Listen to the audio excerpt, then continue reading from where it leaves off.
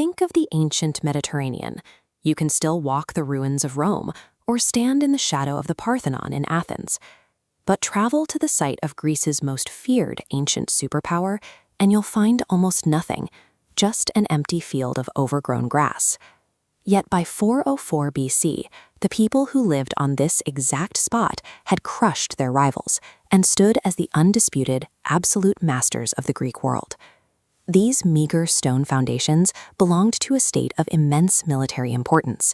Yet, during its prime, Sparta didn't even have city walls. That was a deliberate choice. The Spartans strictly banned commercial masonry and massive physical defenses. Their ruling philosophy was very clear. They would defend their home with men, not mortar. The fact that there are no towering ruins here is exactly the point. Sparta sacrificed culture, commerce, and physical capital entirely to engineer a highly efficient human war machine. The foundation of that machine was laid in the 8th century BC, when the Spartans settled here in the Eurotas River Valley, using the surrounding mountains as natural defenses. To maintain a permanent standing army, they needed someone else to handle daily survival. They achieved this by subjugating the local peasant population into a state-owned serf class known as the helots. The state forced the helots to do all of the grueling agricultural and manual labor.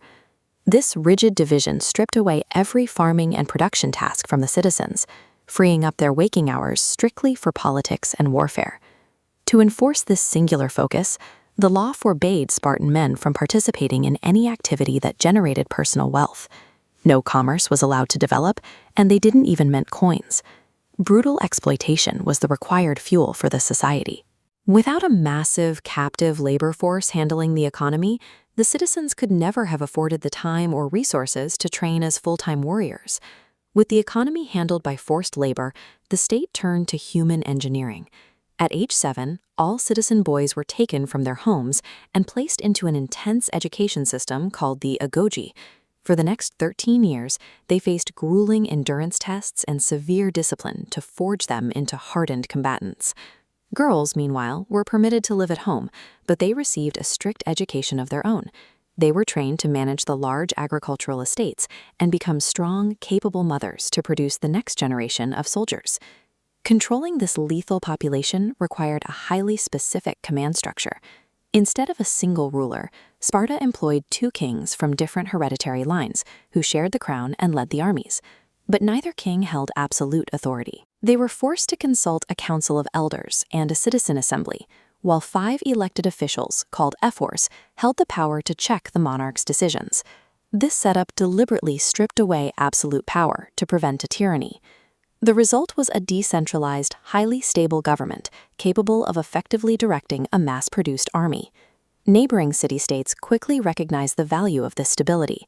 Many joined the Peloponnesian League, an alliance where they agreed to fight under Spartan command in exchange for physical protection. This military network proved its value in the 480s BC.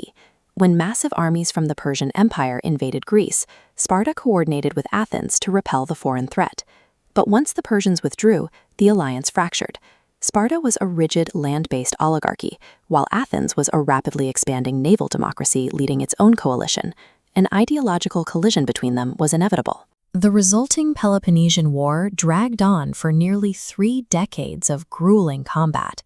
Finally, in 404 BC, Sparta managed to completely destroy the Athenian fleet. By crushing their greatest rival, the Spartans proved their extreme societal model worked in practice. They now stood as the singular, undisputed masters of ancient Greece. But the exact system that built their power ultimately guaranteed their collapse.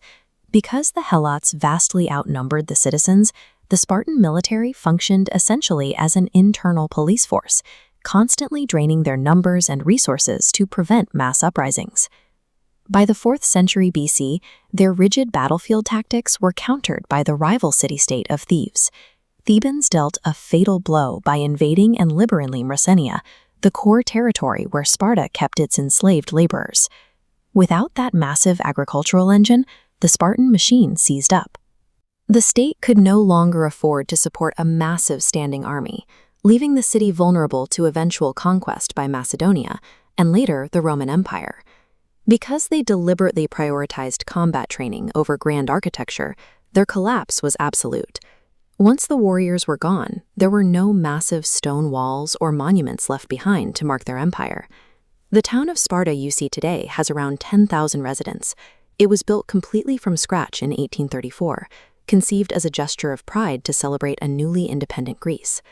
The ancients left behind almost no physical wealth, but by deciding to forge a society out of highly disciplined men rather than mortar, Sparta engineered a martial legacy that easily outlasted the stone walls of their enemies.